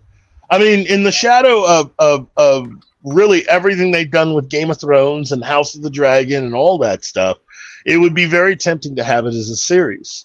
But that would mean that you'd have to bring your A game. Disney would have to step up. You can't just do that half A. You have to step up. The way Disney is falling right now at this current moment, I don't think they can step up to anything besides payroll. By the way, Stephen, I'm glad you're here. There's a question. It's been perplexing Keith and I. He's black, and yes. WDW Pro is the one who talked about this. The gag on Ryan Reynolds not being allowed to improvise. Who said that to him? Do you know? Not yet, but I can certainly. Please do, because I tagged both WDW Pro and Valiant Renegade. I'm like, who gave that order, and why does it exist? Because improvising it's not a breach of agreement with screenwriters. It's not. It has nothing to do with it. It sounds kind of odd. Yeah, I'll it makes no sense. Because if you remember, back in 07, because we brought it up now twice on the show, in 07, the screenwriters strike, the only late night talk show that kept going was Craig Ferguson because he improvised everything. Well, him and Jeff were a great team. That's why it went so well. And that's even though, everything, even when there was leaks in the roof, they improvised that. And they said, we need more money, but we get no money. Yeah, we get no money. That whole thing was hilarious. Yeah, and he was standing there doing improv at his monologue, and they had a bucket right beside him because it was leaking right beside where he did monologue. So he made it the You were right there with me watching this show. I can tell. I've been watching his show even on repeats religiously because I need it. On YouTube, I watch all the stuff they have on YouTube in particular. But I got to tell you, Indiana Jones is so cute right now. It makes no sense why he would be told that. Well, look where it's coming from. It's a subsidiary of Fox and also a subsidiary of Disney. And if they are trying to keep it within the guidelines of Disney family etiquette, which their family etiquette guidelines are, I don't know where fentanyl falls in this category, but it makes no sense. I think they're more terrified that Ryan might do something that might make the company look worse than it already is. I think they're trying to save face without putting it in ammo. I think probably because maybe in the first. You sound under a well. Yeah, you sound really distant, dude. Oh wow, maybe I'll just get closer then. No, it's terrible. Oh, it's terrible, Mike. I'm sorry, buddy. It's not bad. You might just unplug it and replug it back in. Plug it back in. No, I'm using my phone. That's what she says. Damn it. Okay. Can we talk about how awesome Indy is, though? He poked fun at Disney so many times that probably this might be it. So, in other words, you think they're punishing him for poking fun at Disney from the past? Okay. Probably. Yeah. There's always that. I think if this is true, they're messing up because Deadpool's going to be the only thing that will save them any money next to Guardians, because Guardians is their only giveaway. Nothing else is working, and Indy is horrifying. It is horrifyingly. It is the Kathleen Kennedy fade out syndrome. It's Han Solo all over again. It's and the guy that made Guardians is now in charge of the other company. Look, as much as people are crapping on it, I'm gonna wait till I see a first trailer with Superman and stuff like that, shit like that. But honestly, when I looked at the one picture they used for the announcement, I saw a young Dean Cain in him, and I did. Look, he looks well. He also looks like he's what do you call it? One of those unknown children of movie stars. He looks like Henry Cavill's lost child. Yeah, love child. Yeah, love child. That's the word I'm looking for. By the way. Tim says, "Speak up. What did he say? Blessed all the cheese makers." He's talking about Mike. Sorry, I've been working. So what have you guys been covering pretty much? Well, we talked about one, Alan Arkin died. And then, of course, Keith and my friend, Gary McClurg passed away. He's a movie producer, buddy of ours. And they both died this week. And then we talked a little bit about Indy.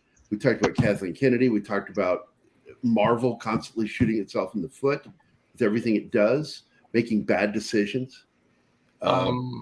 We talked about like one of those things is how they keep what just happened. He's probably resetting his mic and audio.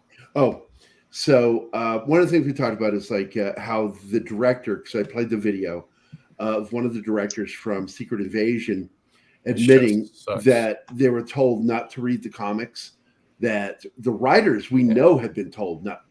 If you're a fan of the comics, they're not going to hire you. That's what they've said for the writers. See, that's it right there, that we're seeing a common trend with everything. It all stems back to one thing, and it seems to be the narrative within the camp, whether it's KK or Feige. There's no source material. There's no EU. Do not look at the source material. And I think trying to rebuild a universe, especially with Marvel Comics, that's been around for decades, or however long you want to look at it, that is a recipe for failure. And now we're seeing Disney cooking failure. It's nothing but failure. Name one thing that you've been excited about. I watched one episode of Secret Invasion, and I'm like, no, there's nothing left. There's nothing left. And if you guys are enjoying it, cool. I'm not a negative Nancy. I'm not doing hate clicks right now. I'm telling you honestly. To me, well, I watched it and I enjoyed it. The first episode, really. But the minute I watched it, though, I was quite aware this is way off the reservation. Yeah, it's not that they don't know what they're doing. They have templates all over in comics, and everyone's being told not to look at it. That's like saying, hey, I'm going to work at a 5-star restaurant, but I'm not going to follow any of the previous chef's recipes. Yeah. Do you think you're going to have anyone stick around to that restaurant? No, of course not. No, you're going to turn McDonald's into a fine dining cuisine, and that's saying a lot because that's what we're seeing now. Yeah, it's another thing Demolition Man got right. There's not even seashells that can fix that mess now, though. Deleted. There's nothing. And I hate sounding like a downer, right? But it's just, I watched Last Crusade a couple of days ago, loved it. Watched Indy last night. I was like, all right, first 20 minutes are not bad. That's and it. And Mr. Ed opened her mouth. And after Mr. Ed opened her mouth, sorry, I mean Phoebe, my bad. I didn't mean to insult Mr. Ed. Oh, jeez. It just went into, there's no imagination. I'll leave it at that. I don't want to hurt anyone. Well, there's no story. That's the problem with films. It lacks a story, a cohesive story. They changed the timeline. First 20 minutes, great. I really enjoyed that. Then the rest of the film happens, and it's just a bunch of mess of stuff that happens all the way until the very last 5 minutes, and then bam, that last 5 minutes I loved. Yeah, but they made her look like crap. But okay, we're not doing spoilers on this, right? Because I don't want to ruin it for anyone, right? I don't want to ruin for anybody. All right, can I say this though, Derek? And ask anyone else who's seen this. Didn't they break the #1 time travel rule? The #1. Look at Butterfly Effect as a prime example. Look at Back to the Future. Look at any time travel thing in general. And what is the one rule you don't break?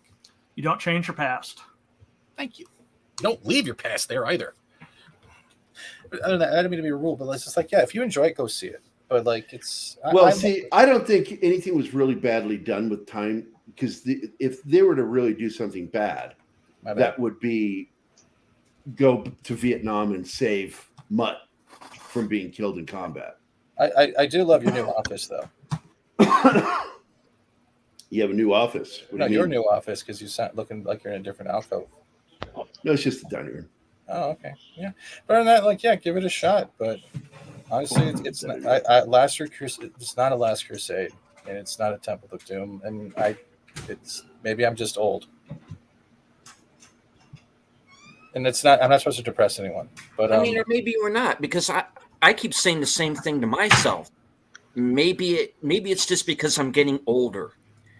No, it's not because we're getting older. It's because they're writing shit. Yeah. It's not us that's the problem. It's the quality of what they're making that has gone down. Harrison No, Ford. it's absolutely, because this is what Keith and I have been bitching about for years, is the writing quality going down and down. And I know we have one friend who likes to make the argument that Star Trek is good. It is not good. It's written badly. Here's the funny part. 2 episodes out of an entire season 1 were good of Strange New Worlds.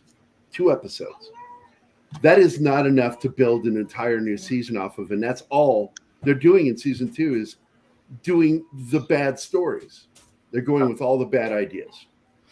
I will give credit. Harrison Ford's acting was primo variant, was really good. Even though how they did the wrote fight scenes really well. Even with how they wrote him. And whoever made that fart noise, you know what I'm talking about. Thank you. John Williams' music was really good. And there was John trying to be funny. Thank you, John. You actually were funny. I smirked. Thank you. It's been a while. Yeah, cute. But that's about it. I found. I don't know. I hate it because I can't tell if I'm the one being jaded or it's the foundation of what we've all experienced throughout our life that made these people role models, made these people icons, taught us lessons, shared it memories with families. If that is being soured because they don't know what family interaction is when it comes to going to movie night, and it's supposed to be an adventure, not just watching the film, but it's an adventure getting your tickets, adventure getting the popcorn, going out for dinner, buying the toys after, sharing moments with anyone you go see these films with. And these films aren't doing that anymore. It's the emotional investment that it is not there. Yeah, you're exactly right. Sorry, I didn't mean to kill the show, ladies and gentlemen. I'm also Canadian, and Canada doesn't exist. All right, so by the way, I want to welcome Snortopoopas Cuber is here. What is that, buddy? Now, to go back to what Steven's saying, is he's got a point. You walk into a movie like a Top Gun Maverick, or you watch something like this year with a Sisu. You know, they feel different. They feel like actual movies. Mm-hmm. Yeah. Yeah. There's a difference, you know, and I keep hating to say actual movies, but that's what they are. They feel like the movies that we used to go and see as kids, or sneak in to go see as kids in like a movie Caesar's case. But you know, they just hit different. Yeah.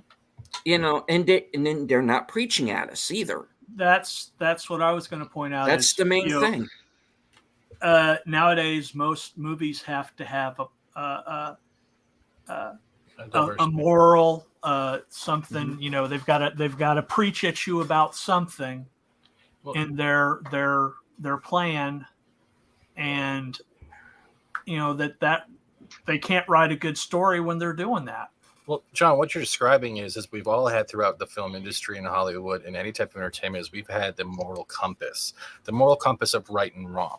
We are now living in a society with Hollywood the moral compass is now my activism, and my activism is a right or wrong. It is a preaching, and that doesn't teach you anything through life. It's the same thing we're dealing with kids that don't understand what criticism is not racism or criticism isn't bad. Criticism is a way to make you grow. A failure is still a success because you learn from them.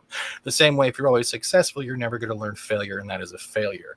And we're switching from a moral compass to bestest ever, and the world and humanity in itself is not the bestest ever. If we never fail, we never learn from our mistakes, and that's what's happening right now in Hollywood.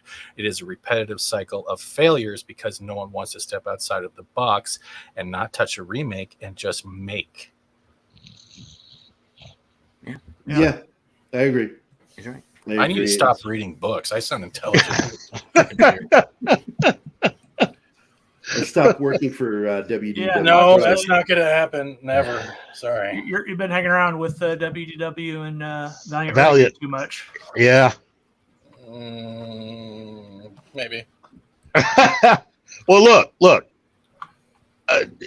I will say this. There is a real opportunity for James Gunn and Warner Brothers to do something with Superman.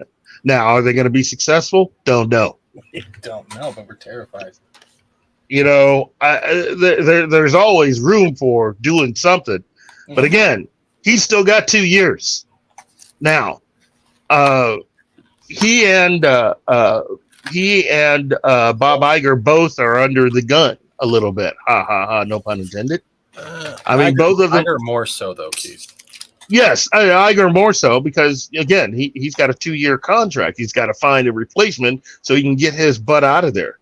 You know, Gunn's the same way. Although Gunn might be there a little longer, depending on how much longer the writer's strike lasts. But Keith, you just brought up a brilliant point. This came when you said that. What I think is happening is that you know how they're spending so much money on these films, and we're wondering why. I don't think all the money is going towards those films. I think they're actually opening up a cloning facility underneath Disney World, and Bob Iger is actually cloning a younger version of himself to run the company more into the ground.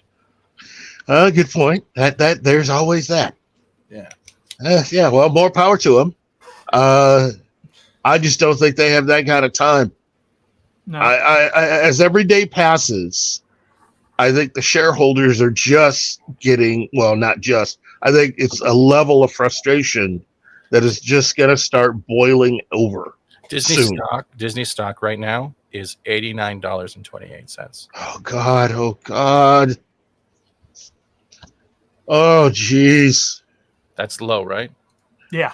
A little bit. Mm-hmm. Oh geez. I feel like I depressed the whole thing, man. But no, good news.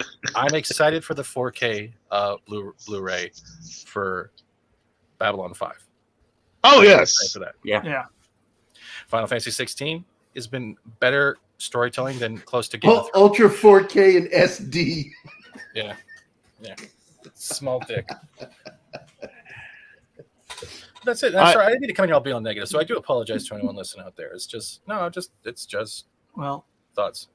They're gonna come at Iger. Iger's gonna throw Kathleen Kennedy under the bus to try and stave off the. Well, he's been staging that. If you pay attention to. Oh yeah.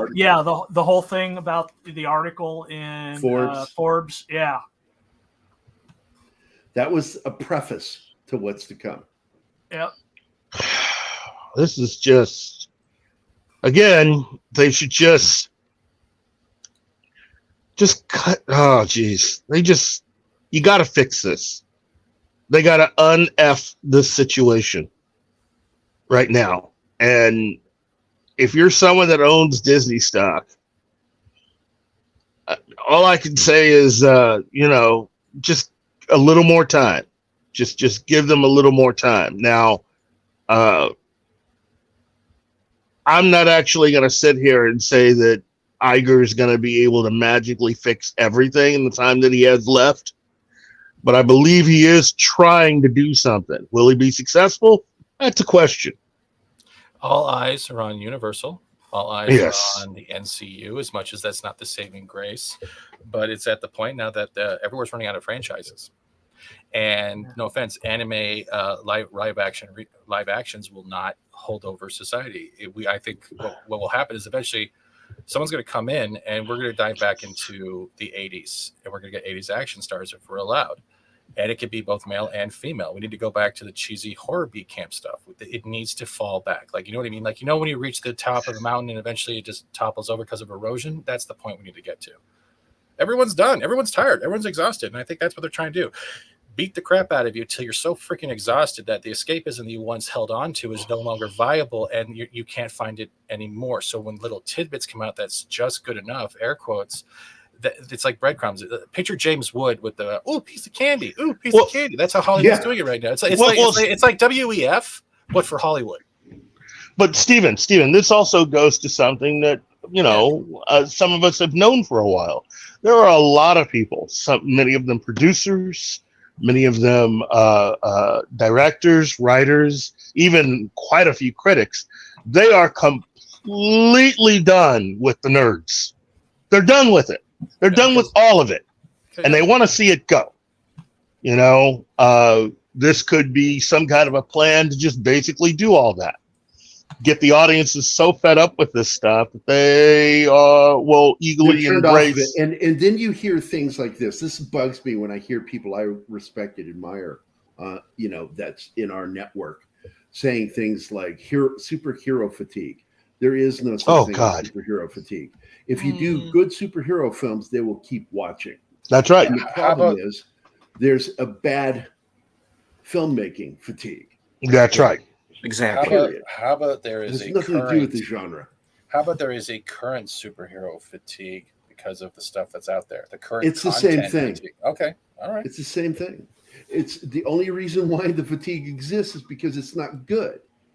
It's not because of the genre. It has nothing to do with the genre. That's right. The genre, to say it's the genre is ludicrous. It's not the genre at all. It's the people that are making this stuff that have absolutely no idea, first and foremost, of what they're doing as far as having respect to the source material. It's a complete inverse of how we got here. If you look at all the movies that got us to this point, and you talk to all the writers, all the directors, they're all fans. All of the people who are currently working right now are not.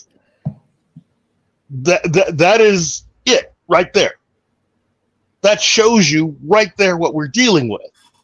This is a manufactured apocalypse, or in this case, a manufactured situation.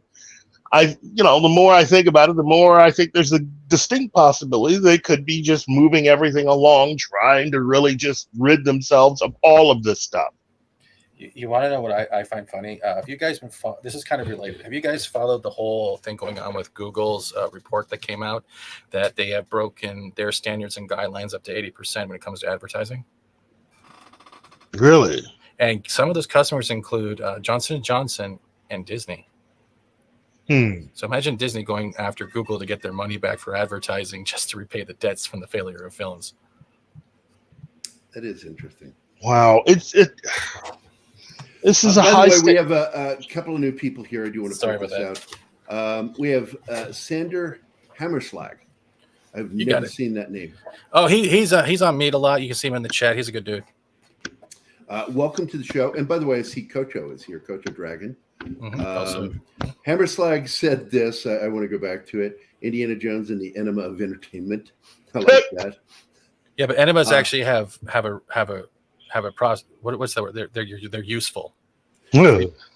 Snortopus brings out, and Vinkmans also brings it up. Seal clappers. These are people who just like, whatever. God, that Guardians fight scene in the. I like clapping seals. They're easier to hunt. And Shanatsky says the great line from Kirk: "Let them die," as Kirk said. When Spock's trying to say the Klingons are about to go extinct, let them die. This is really just. This is definitely, this entire period here is definitely going to get taught in business classes, entertainment classes of what not to do.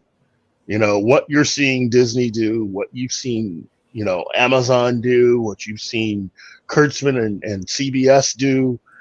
It's not how you do this. It's stupidity on steroids.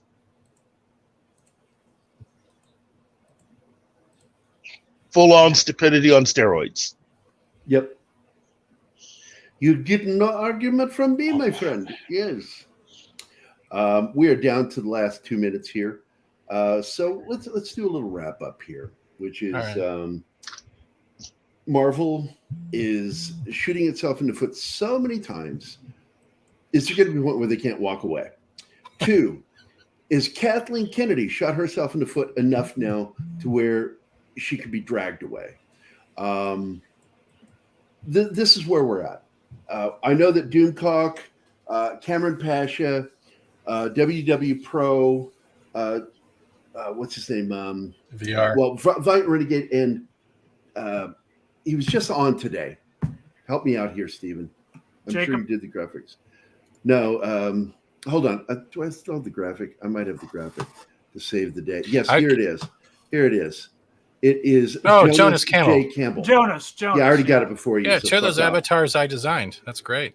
Yeah, it's okay. Yeah. It's really good, buddy. I'm teasing you. I can't help it. It's my nature to tease. I will give you one thing as a graphic artist that I would love to know. I can't believe I have to say that, and that's my title now. I will be so happy when KK and Indie News die down. As much as I love doing thumbnails, I'm running out of images to use. There's so many faces of KK. Also, how often can you stand looking at her? That's I literally have to duct tape my balls to the other side of my ass just so I don't have to worry about moving out of horror. That's like that guy that had to donate foreskin to his kid so his kid could have eyelids, because it's the closest skin on the human body to the skin that's on the eyelid. And when he came out of surgery, he's like asking how his son was doing, and the wife says he's doing pretty good. He's a little cockeyed. That's a ballsy move. See, that's it. Like, I got all this stuff with this stuff is a perfect distraction for me as well, because if you guys are watching what's going on with Canada passing all these crazy bills, Google, Facebook, and they're all like saying, "Okay, we're just going to." You have an insane leader. He's not my leader. My leaders are intelligent. They're pulling all of Canadian news broadcast off all social media platforms because of these bills being passed, and now the UK is trying to pull something like that, I think, too, right? So it's, I feel bad for you guys right now. They're in Canada land. It's bad. Kathleen Kennedy says she is out for a 2-week on holiday. Yeah, because basically her email's been pinging, but it's not deleted. Whereas what's her name? Her Headland's email was completely deleted. It was scrubbed. So I don't think she's gone. I think she just turned off her email. That's it. We'll find out more, but I don't know how she can survive this. I don't know how. This makes no sense. We've seen executives in Hollywood lose jobs for smaller infractions in box office. Robert Evans, one of the greatest executives in the history of Hollywood, was constantly being threatened with being fired. Constantly. Greatest executive. He ran I just forgot the studio. It was Fox. Paramount. He ran Paramount. And created The Godfather, Love Story. So many freaking amazing Oscar-winning films. And they were constantly threatening to fire him. And Kennedy, one failure after another. Lucasfilm has yet to see black in their money. They have been in the red from day one since the purchase in 2012. Well, the embarrassing thing is that she has a lot more experience than Kevin Feige. She should know better. All of the problems they've had, all of the money, first and foremost, from just having to reshoot entire films. Oh, that absolutely. Is wasteful. By the way, Chinatown is one of my favorite films of all time. Evans, by the way, Jim Woodward, been on the show. His sister was married to Robert Evans. She's his widow. It's so weird. I'm 1 degree of separation from Robert Evans. Kid notorious. It's but I got to tell you, of all of the celebrities that she dated, she was a model, world model that traveled the world, was in Elle magazine. Was when she brought Dolph Lundgren home. And like I get there and I'm told I can't ask him any questions about Masters of the Universe. I'm like, but why? That's the only reason I came to dinner. So, but I still found a way to ask him because he brought up going to acting school in New York. And I said, "Oh, did you use method with Masters of the Universe?" Wow. Jim Woodward kicked me under the table with his combat boot really hard, which Dolph Lundgren thought was funny. He never fully answered me, but he did laugh. He laughed really hard at my pain. But we're at the end of the show. Don't forget to comment and leave feedback for Al Gore. Yes, the algorithms are really important. If you don't, I'm telling you, if you don't do it, it will cause holes in the ozone. So please do subscribe and leave a like and leave a comment. But gender focus. What the fuck is Figman's girl cracks me up. But gender focus. Oh my God. Fun episode. I didn't think it was gonna be a fun day because we've lost we lost Gary this week. It's really rough. Really rough. I don't get emotional over death. I really don't. But I got emotional over Gary, man. He was really just a guy that we loved. He's a part of our life and gone now. That's so many. We've lost 5 friends total since 2013. Yeah. That died too soon. One of them, of course, to suicide. Self-delete, careful. What's that? Self-delete. YouTube might hit you.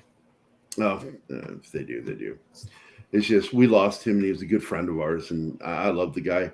I was working with him on his film when he died. We had just had a meeting 1 week before, not even a full week. It was 5 days, a work week. And then I get a phone call. And then, of course, we lost Brandon, and we lost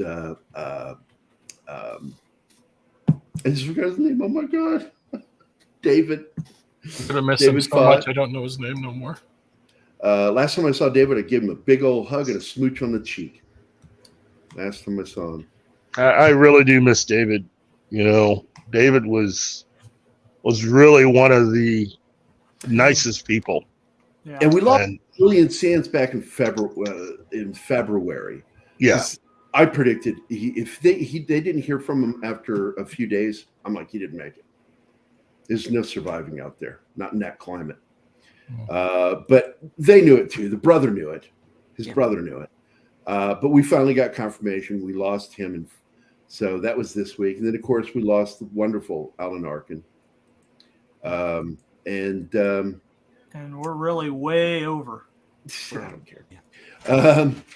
But we will end the show here. I hope everybody has a wonderful weekend. Keith, thanks for being here, buddy. Fat Steven, thanks for showing up, man. I appreciate it. Great comments, Steven. Martin, wonderful job today. Deleted scenes, thanks for being here, buddy. Nothing, Martin. You got nothing to say. And John, you are here, right, John? Yeah, John? I'm here. Okay, you're here. Yeah, okay. Yeah. He's like, is this joke ever going to end? No, it's never going to end, John. We're going to do this until we're all dead. Whoa. And this show is brought to you by WDW Pro, Valiant Renegade, and Jonas J. Campbell. Go watch that video they put out today, guys. It's really good. Well, Doomcock put one out with Cameron about Kennedy, and that's what this one's about. It's the one they put out. Oh, is that calls for resign? Yeah, it's like that she is fired. Is she fired? And in fact, I don't think she is. I think she's just turned her shit off because she knows that everybody hates her right now. We're overdue. So, boom. See you guys tomorrow. And don't forget for Tom and Jerry. Boogie. And don't forget Indiana Jones. Sorry. Okay, Indiana Jones and Raiders of the Lost Ark, or as we just call it, Raiders of the Lost Ark. That will be tomorrow. And what were you going to say, Stephen? Don't forget, if you're a up-and-coming content creator, try other platforms besides YouTube. Get your voice heard. Rumble's kicking ass. Yes, it is. If they could only figure out how to stay stable. It's very pretty stable for me. They've done a lot of great updates. We've had all kinds of problems. What are you doing wrong? Nothing. We're logged in, everything, and it'll just like in the middle of the show, you'll get an alert. Stop working. Anyway, gotta go. Love you guys. Bye. Bye. Those sons of bitches. Ma, I'm doing a show.